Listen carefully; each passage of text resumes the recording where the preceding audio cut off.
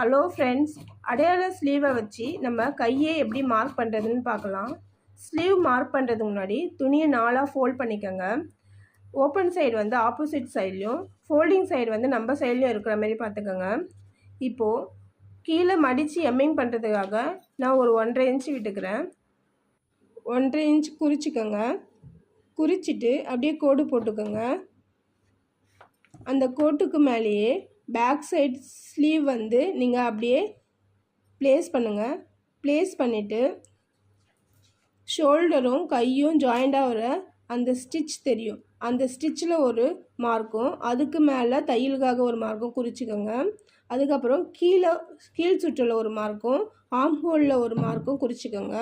Arm ஹோலுக்கு மேலே தையலுக்காக ஒரு 1/2 இன்ச் விட்டுக்காங்க. ஆர்ம் ஹோல் ரவுண்டு ஸ்டிச்சிங் நமக்கு அடையாள ப்ளவுஸில் அந்த ஸ்டிச்சிங் நம்மளுக்கு தெரியும். அங்கே வந்து நம்ம ஃபிங்கரை வச்சு மார்க் பண்ணிக்கணும். நான் எப்படி பண்ணுறேனோ அதேமாரி பண்ணிக்கோங்க. ஆர்ம் ஹோலையும் கீழ் சுற்றுலையும் ஜாயின் பண்ணிக்கோங்க. இப்போ மார்க் பண்ணியிருக்க இடத்த அப்படியே ஜாயின் பண்ணிக்கோங்க.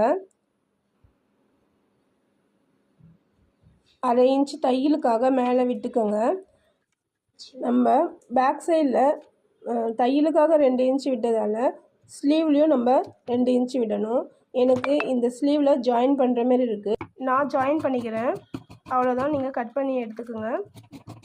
இந்த வீடியோ உங்களுக்கு பிடிச்சிருந்தா லைக் பண்ணி சப்ஸ்கிரைப் பண்ணிக்கோங்க. Thank you friends.